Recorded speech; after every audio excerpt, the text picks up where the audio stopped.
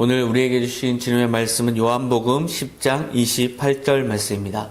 요한복음 10장 28절 말씀 다 같이 봉독하시겠습니다. 내가 그들에게 영생을 주노니 영원히 멸망하지 아니할 것이요 또 그들을 내 손에서 빼앗을 자가 없느니라. 아멘. 오늘 말씀의 제목은 내 손에서 빼앗을 자가 없느니라 라는 제목입니다. 제가 동물의 왕국을 보니까요, 토끼라든지 사슴이라든지 연약한 동물들은 자기의 새끼를 보호하지 못합니다. 자기의 새끼를 아무리 사랑하더라도 맹수가 와서, 하이에나가 와서 힘으로 밀어내고 새끼를 차지하면 빼앗기는 그 모습을 보면서 참 마음이 안타깝습니다. 그런데요, 사자도 역시 하이에나의 공격을 받습니다. 그래서 사자가 새끼랑 같이 다닐 때 하이에나 떼가 굉장히 많은 수의 무리의 하이에나가 달려옵니다. 그리고 그 새끼를 노립니다. 그런데요, 사자의 모습을 보니까요, 사자가 자기 힘으로 제압이 안 될 것 같으니까 이 자기의 새끼를 입으로 물고 그리고 쫓아냅니다. 그리고 어떻게든 자기의 새끼를 보호합니다. 마찬가지로 오늘 주님께서 오늘 말씀하신 그 말씀의 의미를 보면요, 사탄과 마귀는 우리의 영혼을 빼앗기 위해서 달려듭니다. 어느 순간에도 우리의 영혼을 낚아채기 위해서 준비되어서 옆에서 우리를 계속해서 노리고 있습니다. 수단과 방법을 가리지 않습니다. 우리의 마음이 조금이라도 해이해지면 그 마음을 파고들어서, 욕망을 파고들어서 결국 우리를 낭만케 합니다. 그 모든 순간에 주님께서는 오늘 말씀하시는 겁니다. 어느 누구도 나의 손에서, 아버지의 손에서 우리를 낚아채지 못할 것이다. 우리를 빼앗아갈 존재가 없을 것이다. 주님은 그렇게 선언하신 겁니다. 29절에 보면 그들을 주신 내 아버지는 만물보다 크심에 아무도 아버지 손에서 빼앗을 수 없느니라. 왜 빼앗을 수 없는가? 하나님은 만물보다 크시다. 하나님은 그 어떤 존재보다 강하시다. 마치 거대한 사자가, 하이에나가 아무리 달려들어도 자기 새끼를 빼앗기지 않는 것처럼 하나님께서는 든든한 우리의 바위가 되시며 우리의 구원자가 되시며 보호자가 되시며 우리를 빼앗기지 않는다는 겁니다. 약한 존재는 빼앗깁니다. 그러나 강한 존재는 빼앗기지 않습니다. 만물보다 크신 하나님께서는 우리를 선택하셨고 우리를 끝까지 보호하십니다.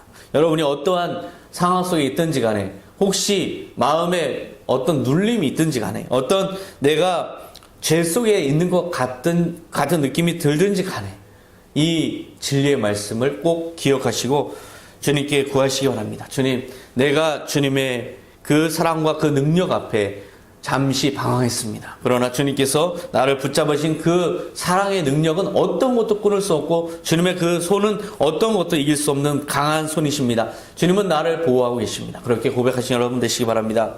우리는 이러한 말씀 앞에 어떠한 일군의 사람들이 제기하는 질문을 기억해야 됩니다. 그런 강하신 하나님의 아들, 독생자 예수가 십자가에 달리실 수밖에 없었던 이유는 무엇인가? 하나님은 왜 자신의 아들을 그렇게 지킬 수 있음에도 불구하고 이 세상에서, 이 영원한 세계에서 가장 귀한 자기 아들을 그렇게 십자가에 달리시는 걸 방치하실 수밖에 없었는가? 사람들이, 그때 당시에 많은 사람들이 그것에 대해서 의문이었습니다. 많은 사람들이 예수님을 따르고 예수님의 능력도 엄청난 능력을 받고, 또 사실은 그 예수님을 십자가에 단 사람들이 불의한 자들입니다. 그런 사람들의 모함이었음에도 불구하고 왜 그렇게 무기력하셨는가? 마태복음 27장 40절에 그가 남은 구원하였으되 자기는 구원할 수 없도다. 내가 만일 하나님의 아들이거든 자기를 구원하고 십자가에서 내려오라. 그리하면 우리가 믿겠노라. 그가 하나님을 신뢰하니 하나님이 원하시면 이제 그를 구원하실지라. 어찌 보면 십자가에 달리셨을 때 하나님이 역사하셨어도 많은 사람들이 믿었을 것이고 그 기록이 남아서 지금까지 전해온다 해도 많은 사람들이 오히려 더 그것을 이성적으로 이해할 수 있었을 겁니다. 이들의 주장은 다 논리적으로 맞습니다. 하나님의 아들은 항상 옳고 또 전능자입니다. 그런데 불의함에 무력하게 희생될 수밖에 없었다. 이것은 이해가 되지 않습니다. 하나님의 아들은 구원자이십니다. 그런데 구원자가 자기는 구원 못하면 그 구원의 진리가 거짓일 수밖에 없다. 이 논리도 맞습니다. 하나님의 아들은 스스로 믿음의 대상이 되어야 하는데 믿음의 대상이 죽어버리면 어떻게 됩니까? 그것은 모순일 수밖에 없습니다. 그렇기 때문에 이 모든 논리는 맞습니다. 그런데요, 이 주장에는 하나의 공통적인 전제가 있습니다. 그것은 바로 죽으면 끝이고 이 세상이 전부이다. 이 두 가지의 전제가 깔려 있습니다. 죽으면 다 끝나는 것이고 이 세상이 모든 영광의 세상인데, 모든 영광을 받기를 기대할 만한 세상인데, 여기서 이렇게 허무하게 무력하게 죽어버리고 모든 운동이 끝나면 결국 아무것도 남지 않는다. 이것은 안 된다라는 전제가 깔려 있습니다. 그러니까 부활에 대해서 믿지 않는 거죠. 부활에 대해서 전제가 없는 거죠. 그리고 하나님의 나라에 대한 전제가 없이 제기하는 질문입니다. 많은 사람들은 당시 그렇게 예수님을 힐문했습니다. 사실상 우리가 불신앙으로 살아갈 때 우리 내면에서도 똑같은 전제가 작용하고 있는 겁니다. 예를 들면 어떤 문제가 여러분을 덮칩니다. 그러면 여러분이 두려움 속에서 그것을 고통스러워하면서 그것에 대해서만 모든 걸 생각한다면 이것은 똑같은 전제에 있는 거나 마찬가지입니다. 죽으면 끝이고 이 세상은 전부인데 나는 왜 이렇게 살아야 되는가? 나의 운명은 어떻게 되는가? 주님, 나를 보호하지 않으시고 무엇 하십니까? 이 질문 자체가 하나님에 대한 불신앙일 수 있습니다. 이 사람들이 제기하는 질문들과 똑같은 전제로 우리 자신에 대해서 생각하고 있는 것과 마찬가지입니다. 주님께서 생각하시고 주님께서 십자가에 달리셨던 그 이유는 무엇일까요? 그것은 부활이 있기 때문입니다. 그리고 하나님의 나라가 있기 때문입니다. 이 두 가지 전제가 다릅니다. 사람들과의 두 가지 전제가 다릅니다.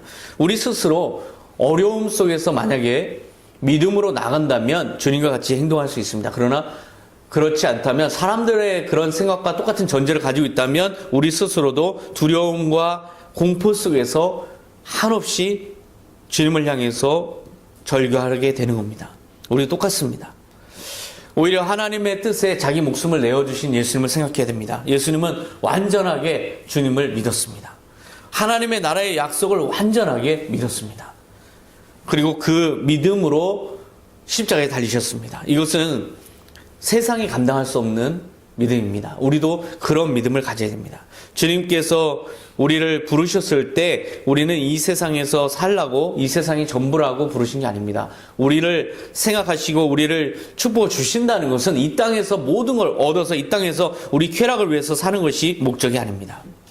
주님께서 왜 십자가에 달리시고 왜 이런 논리적으로 오히려 그 반대하는 사람들이 생각이 더 옳아 보이는데도 십자가에 달리셨을까? 그것은 뭘 입증하기 위한 것이었을까? 그것은 부활을 입증하기 위한 것입니다. 그리고 하나님의 나라를 입증하기 위한 것입니다. 이 두 가지의 신앙이 없으면 우리는 그 사람들의 생각과 똑같이 생각할 수밖에 없습니다. 내가 왜 이런 고난을 당해야지? 내가 왜 이런 고통을 당해야지? 내가 왜 이런 고통 속에서 고통을, 하나님은 도저히 아무것도 안 하시지? 이런 생각들 전체가 다 전제가 죽으면 끝이라는 전제입니다. 이 세상이 전부라는 전제입니다.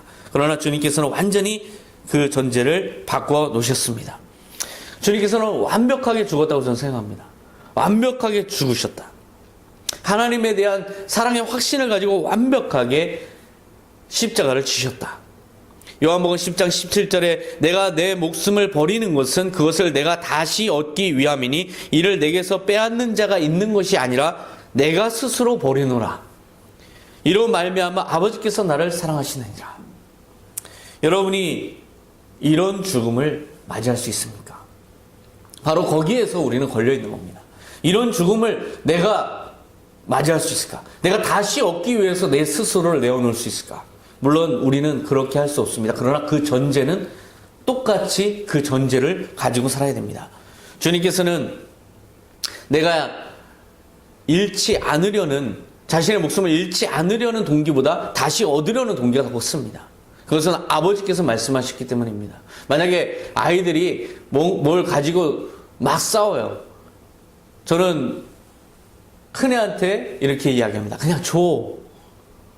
그냥 줘. 괜찮아. 그냥 줘. 그냥 이렇게 달라고 그러는데 줘. 자, 아들이 만약에, 큰아들이 그것을 아버지를 믿었으면 줍니다. 그러나 아버지를 믿지 못하면 줄 수가 없습니다. 우리는 거기에 걸려 있습니다. 결국 하나님을 믿느냐, 믿지 않느냐, 거기에 걸려 있습니다. 주님께서는 하나님께서 다시 생명을 주실 것을 완전하게 믿고 자신을 내어주신 것입니다. 살아있는 목숨이 다시 얻음을 생각해서 자기 목숨을 내어준다. 이것은 인간으로서는 할 수가 없는, 그리고 그 목숨을 내어주는 명분이 너무나 없습니다. 예를 들면 나 하나 죽어서 모두가 살게, 나 하나 죽어서 예를 들면 우리 가족 전체가 다 잘 살 수 있다면 나 하나 목숨 내주지 라고는 생각할 수 있지만 그것은 사랑하는 가족들을 위한 죽음 아닙니까? 그러나 예수님의 죽음은 그렇지 않습니다. 죄인들을 위한 것입니다. 흉악한 자들을 위한 것입니다. 그런데 그 흉악한 자들이 자기를 위해서 예수님이 죽는지조차 모르고 그 예수님을 지금 비방하고 조롱하면서 침뱉으면서 멸시하고 있습니다. 그런데 그 죽음을 맞이할 수 있습니까? 너희가 그렇게밖에 못한다면 나는 도저히 이걸 질 수가 없어. 이렇게 하지 않겠습니까? 결국 예수님께서는 오직 하나님만 믿었습니다. 하나님의 세계 안에 있었기 때문에 가능한 일이었습니다. 그리고 그 하나님의 세계를 우리에게 보여주셨습니다. 병을 고치시고 죽은 자를 살리시고 오병이어 기적을 행하시고 이러면서 하나님의 세계가 분명히 존재하고 내가 그 하나님의 세계에서 내려오는 사명을 감당하기 위해서 너희들을 위해서 십자가를 진다라는 그 메시지를 분명하게 우리에게 전해주신 겁니다. 우리가 예수님을 믿는다는 것은 그 세계를 받아들이는 겁니다. 하나님이 생존하시는 세계, 하나님이 역사하시는 세계, 그것을 받아들이는 것이 바로 신앙입니다. 그리고 그것을 받아들이는 자는 그 믿음에서 절대로 하나님의 그 사랑에서 끊어질 수가 없다. 이것이 오늘 말씀입니다. 주님을 믿는 사람은 끊어질 수가 없습니다. 아버지의 사랑은 끊어질 수 없는 사랑입니다.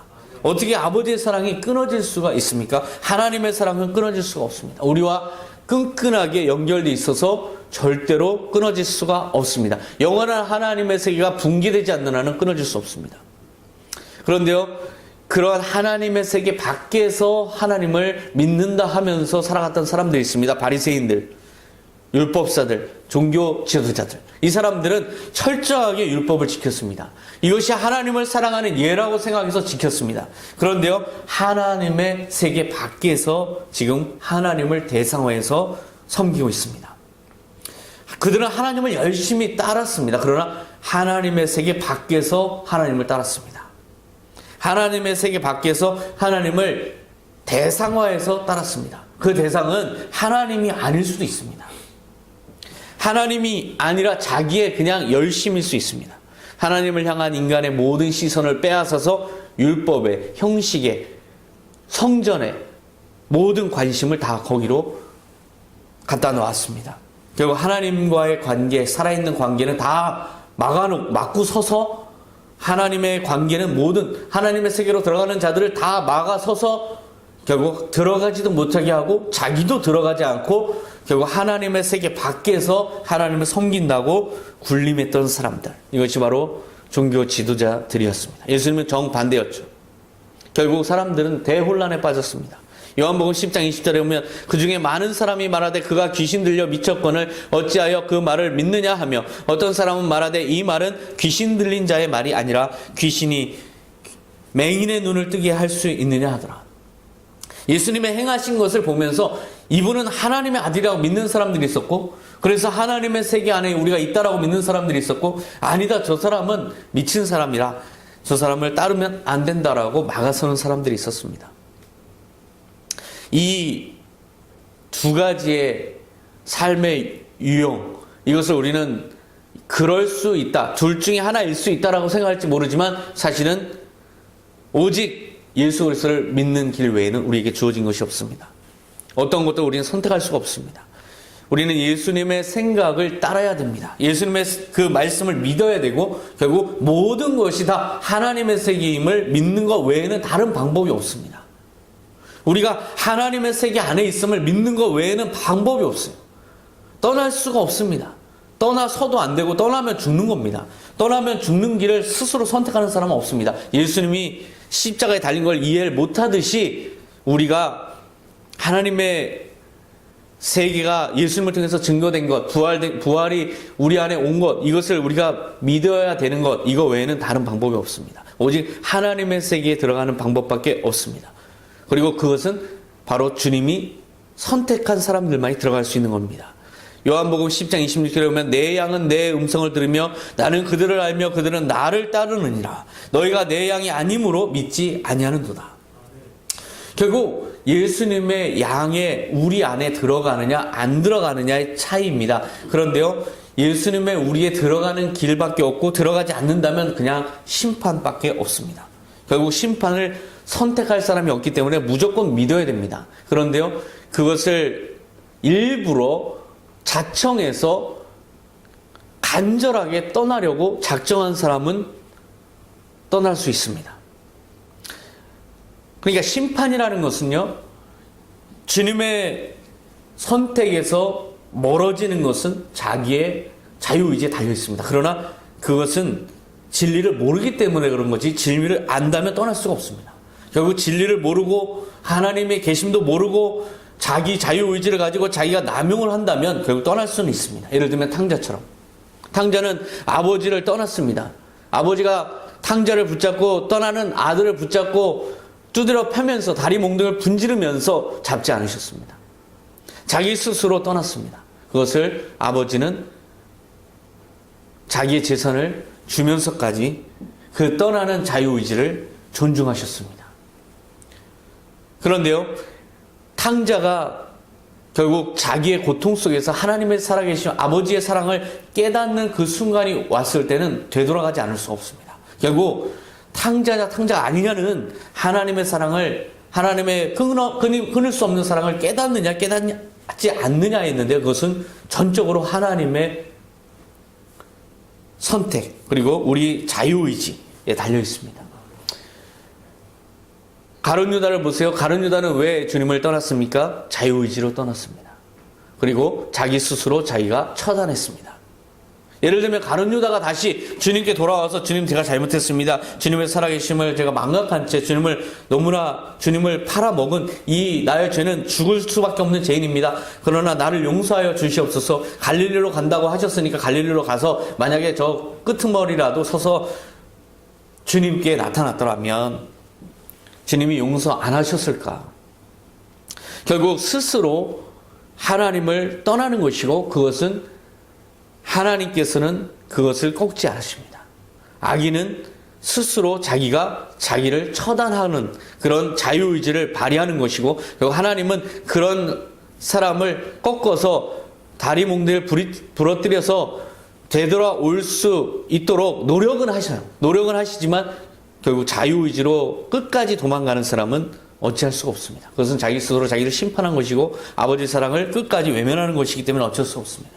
결국 하나님의 손에서 빼앗을 자가 없느니라는 이중적이며 동시적이며 양면적인 의미를 가지고 있습니다. 결국 하나님은 우리를 자유의지로 하나님을 선택하는 사람으로 창조하셨기 때문에 우리가 자유의지로 하나님을 따르는 것이 가장 우선되는 모습입니다. 그러나 자유의지로 따르지 않을 때 하나님은 많은 것들을 통해서 우리가 하나님을 믿도록 계속해서 우리의 생명이 살아있는 동안 독려하십니다. 그리고 그 고생 속에서 고난 속에서 하나님을 알아가도록 계속해서 메시지를 보내십니다. 그러나 결국 끝까지 이를 악물고 하나님을 등지기로 하는 자는 자기 스스로 하나님의 사랑을 거부한 거기 때문에 심판받을 수밖에 없습니다. 그런 하나님을 떠난 사람은 결국 믿음과 소망과 사랑의 모든 가치들을 다 자기 스스로 포기한 것이고 그 생각 속에서는 이 생각밖에 없습니다. 내가 잃으면 망한 것이고 내가 놓으면 죽는 것이고 죽으면 끝인 것이고 이 생각밖에 없습니다. 그러나 주님을 믿는 사람은 잃어도 얻는 것이고 놓아도 다시 사는 것이고 죽어도 하나님의 나라가 있는 겁니다. 이 완전한 갈림길에 사람들이 다 서 있는 것이고, 결국 하나님의 메시지를 믿고 따르는 사람은 구원을 받는 것입니다. 내 스스로 불확신 속에서 함께 계신 하나님을 무시하고 눈을 감고 등을 돌리기로 작정했다면 그것은 자유의지로 하나님의 손에서 자기가 빠져나가는 것입니다. 하나님은 끝까지 우리를 붙잡으시려고 계속해서 사람들을 보내시고 사건을 만드시고 계속해서 우리에게 말씀하십니다. 오늘도 말씀하십니다. 주님께서 우리에게 삶의 모든 섭리를 통해서 말씀하십니다. 그 말씀 속에서 우리는 주님을 따라야 됩니다. 그런데요, 우리를 고통스럽게 만드는 게 있습니다. 그것이 바로 두려움의 우리의 삶의 현실인데요. 두려움을 주는 삶의 현실 속에서, 이 두려움 속에서 하나님의 세계를 경험하고 하나님의 세계를 고백하고 하나님께 나아오느냐, 아니면 그 두려움 속에서 불신앙의 길로 떨어져 나가느냐, 이 갈림길에서 우리는 여전히 놓여 있습니다. 믿음의 길로 나아가야 됩니다. 우리가 아무리 마음에 두려움이 있어도 우리는 고백해야 됩니다. 주님이 나를 붙잡고 계시니 나는 주님께 나아가려고 믿고 주님께 구하면 주님께서 피할 길을 주시고 사막에 길을 내시고 강물 속에서 길을 내시고 나에게 새로운 피할 길을 주시고 나를 건져주신다. 이런 고백을 여러분들이 하셔야 됩니다. 그러면 주님께서 붙드시는 그 능력이 여러분을 건져 올리십니다. 이것은 같이 나와 하나님이 같이 해나가는 구원입니다. 주님께서 우리를 끝까지 붙드시려고 그런 의지로 우리를 잡고 계시고 우리를 잡으시려고 애쓰시고 모든 것 속에서 우리를 그렇게 건지시려고 하시는 분이십니다. 마태복음 17장 22절에 갈릴리에 모일 때 예수께서 제자들에게 이르시되 인자가 장차 사람들의 손에 넘겨져 죽임을 당하고 제3일에 살아나리라 하시니 제자들이 매우 근심하더라. 제자들은 지금 굉장한 두려움에 빠져 있습니다. 예수님께서 폭탄 선언을 하셨기 때문에 그래요. 지금 예수님이 가장 기대되는 순간입니다. 많은 사람들이 호산나 다윗의 자손이여 하는 그 순간에 예수님께서 폭탄 선언을 하셨습니다. 내가 죽을 것이다. 그런데 그 죽는 게 죽이는 존재가 누구냐면 사람들이다. 죽은 자를 살리시고 병자를 고치시고 5,000명을 먹이신 분이 내가 사람들의 손에 넘겨져 죽을 것이다. 이렇게 말씀하신 거예요. 제자들은 믿을 수도 없고 이해할 수도 없고 받아들일 수도 없는 겁니다. 어떻게 그렇게 하실 수 있습니까? 주님께서는 빠져나가실 수 있습니다. 주님께서는 이 모든 것을 반전시킬 수 있습니다. 주님은 그런 능력이 있습니다. 그런데 어떻게 그러실 수 있습니까? 라고 주님께 항변하지만 사실은 자신들의 모든 기대가 다 무너지고 자신들의 세계가 하나님을 믿고 의지했던 세계가 다 허물어지는 것 같은 공포 속에서 자기를 위한 호소를 하는 겁니다. 매우 근심하더라. 이후에 베드로는 그러시면 안 됩니다라고 합니다.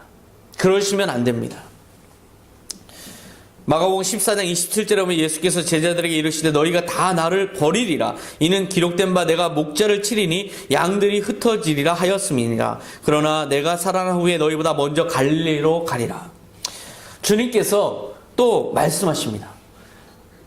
너희가 다 나를 버릴 것이다. 그러면서 목자가 쓰러지면 양들은 흩어져 도망간다는 말씀까지도 인용하십니다. 사실 양들은 눈이 어둡습니다. 그래서 또 두려움이 많습니다. 그래서 위기가 생기면 자기가 바라보는 방향을 향해서 그냥 달려갑니다. 근데 양들이 각자 자기의 바라보는 방향이 다르기 때문에 쫙 흩어지는 거예요. 우리와 똑같습니다. 우리 존재를 한번 생각해 보세요. 우리는 눈이 어둡습니다. 어떤 일이 일어날지 알지를 못합니다. 어떤 것도 예측할 수가 없습니다. 이것이 우리의 눈이 어두운 측면입니다. 그리고 또한 두려움이 많습니다. 연약한 동물입니다. 그렇기 때문에 어떤 일이 생기면 우리는 도망가기에 바쁩니다. 이런 우리를 주님께서 아시면서 나쁜 놈들이라고 정죄하지 않으십니다. 오히려 갈릴리에서 만나자. 정죄하지 않으시고 붙드시겠다고 약속하십니다. 누가복음 22장 31절에 시몬아 시몬아 보라 사탄이 너희를 밀가부르듯 하려고 요구하였으나 그러나 내가 너를 위하여 내 믿음이 떨어지지 않기를 기도하였노니 너는 돌이킨 후에 내 형제를 굳게 하라. 시험이 없지 않다. 그러나 이 모든 것은 다 하나님의 주권하에서 이루어지는 일들이다. 거부할 수도 없고 우리는 받아들여야 된다. 그러나 믿음을 지켜라. 주님께서 말씀하시는 겁니다. 믿음이 떨어지지 않기를 주님께서 우리를 위해서 기도하신다. 그렇게 기도하신다고 말씀하신 겁니다. 우리도 믿음이 떨어지는 순간에 이 말씀을 기억해야 됩니다. 주님이 우리를 믿음이 떨어지지 않기를 위해서 기도하는 거지 내가 주님 믿음 떨어집니다 라고 말하는 건 아닙니다. 그것은 예의가 아닙니다. 내가 잘못하고 있는 거죠. 그건 주님이 나를 위해서 믿음이 떨어지지 않기를 기도하는 거지 내가 주님을 향해서 주님 나 믿음 떨어져 이건 아니죠. 이건 예의가 아닙니다. 주님을 향한 예의가 아닙니다. 우리는 그럴 자격이 없습니다. 어떻게 내가 믿음이 떨어집니까? 주님 내가 믿음이 떨어져요 라고 할 수 있습니까? 주님이 나를 위해서 걱정돼서 기도하시는 겁니다. 우리는 믿음이 떨어지지 않기를 위해서 내 스스로가 발버둥을 쳐야 됩니다. 그러면 구원을 받는 것이고 역사가 일어납니다. 그러나 주님께서 기도를 하셔도 도망가고 주님을 믿지 않고 주님 앞에 나타나지 않고 갈릴리에 오지도 않고 결국 자결을 하면 자기 스스로 자기를 처단하면 그 사람은 아무리 주님께서 어떻게 하시려고 해도 어떻게 하실 수가 없는 겁니다. 주님께서 우리가 믿음이 떨어질 걸 아십니다. 그리고 기도하십니다. 우리는 믿음이 떨어지지 않기를 위해서 발버둥을 쳐야 됩니다. 그것이 구원받은 자의 마땅한 도리입니다. 우리가 믿음이 떨어져서 한없이 방황해도 주님은 건지시려고 모든 노력을 다 하십니다. 그래서 멸망당하지 않도록 모든 수단을 다 동원하십니다. 그리고 우리가 마지막에 주님 제가 주님께 돌아왔습니다 해도 괜찮습니다. 구원 받습니다. 구원 안 받는다는 게 아닙니다. 주님의 십자가 옆에서 아무것도 잘한 게 없는 사람도 주여 당신의 나라에서 나를 기억하소서 했을 때 낙원을 허락받았습니다. 그러나 상급은 없습니다.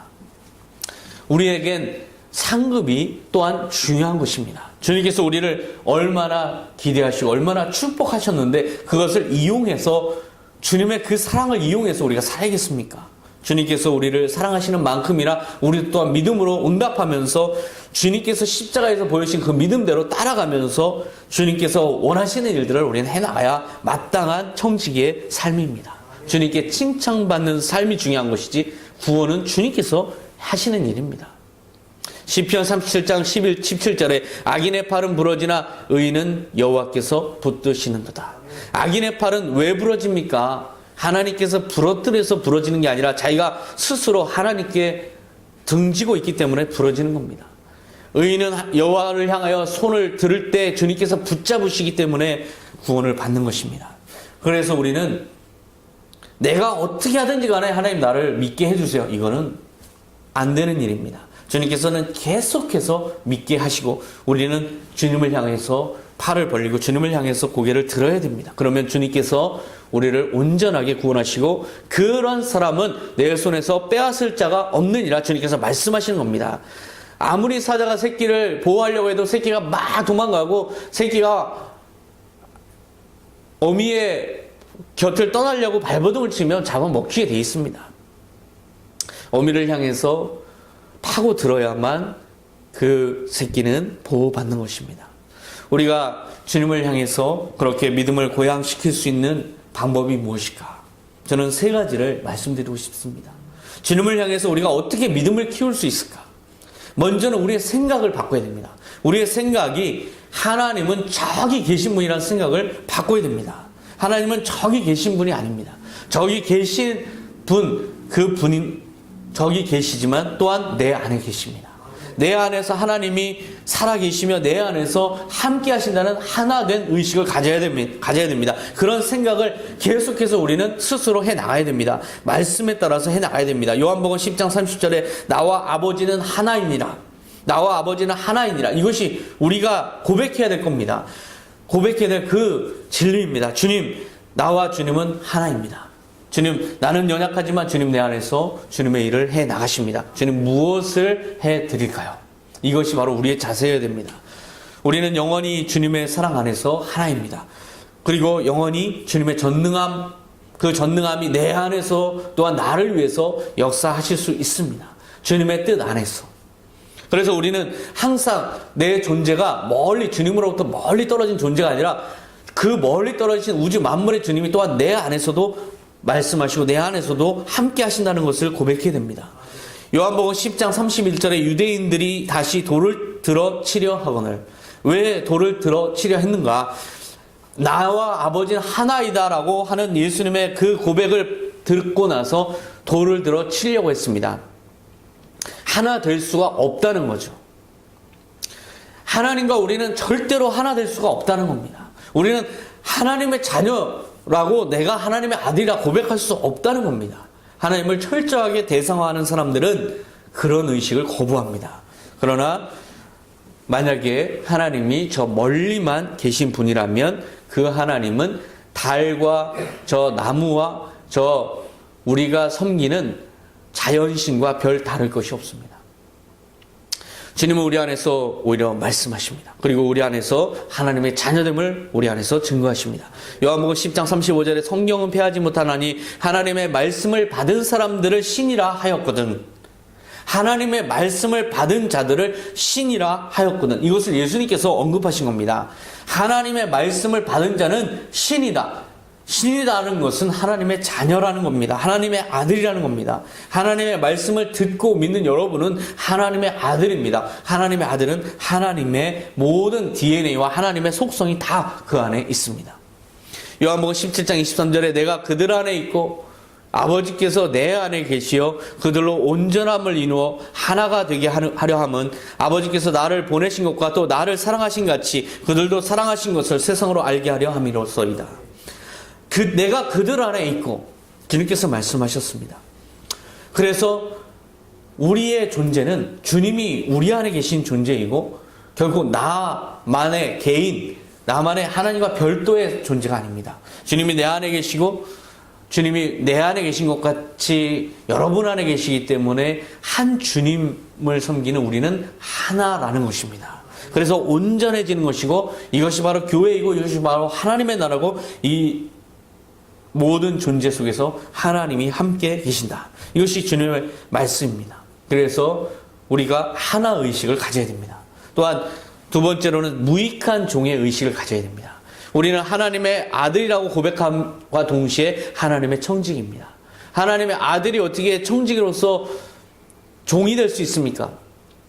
하나님을 진정으로 사랑하는 아들은 진정으로 하나님의 종임을 고백하는 자입니다. 청지기는 바로 가장 완전한 하나님의 아들의 속성을 드러내는 그런 개념입니다. 하나님의 뜻을 따라서 살아가는 존재가 바로 하나님의 청직입니다. 내 뜻은 내려놓고 하나님의 뜻에 따라서 살아가는 존재. 예수님께서 십자가 전에 보여주신 사건, 그 보여주신 모습을 보면 우리가 알 수 있습니다. 요한복음 12장 27절에 지금 내 마음이 괴로우니 무슨 말을 하리요? 아버지여 나를 구원하여 이때를 면하게 하여 주옵소서. 하나님께서 이 내리신 사명을 인간으로서 감당할 수가 없습니다. 이때를 면하게 하여 주옵소서. 이러한 인간의 모습을 보여주셨는데요. 27절 이어지는 말씀에는 이렇게 나옵니다. 그러나 내가 이를 위하여 이때에 왔나이다. 아버지여 아버지의 이름을 영광스럽게 하옵소서.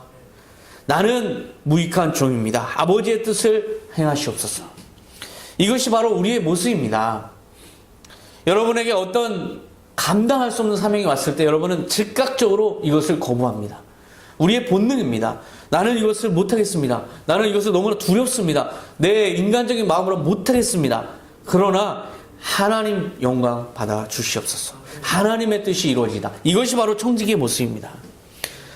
이것을 인간적으로 솔직하게 내가 이것을 못하겠습니다 고백했다고 해서 그것이 전부가 아닙니다. 결국 우리는 믿음으로 그 의지를 꺾고 하나님의 뜻에 맞게 나는 무익한 종입니다 고백할 수 있어야 됩니다. 이것이 바로 온전한 인간의 모습입니다. 이것이 무익한 종의 의식인데요. 우리는 이것을 가져야 믿음을 고양시킬 수 있습니다. 또한 예수님의 세계에 있음을 믿어야 됩니다. 요한복음 6장 28절에 그들이 묻되 우리가 어떻게 하여야 하나님의 일을 하오리이까? 예수께서 대답하여 이르시되 하나님께서 보내신 일을 믿는 것이 하나님의 일이니라. 우리는 이 모든 육체의 행위들을 통해서 하나님의 일을 행해야 됩니다. 하나님의 일은 무엇인가?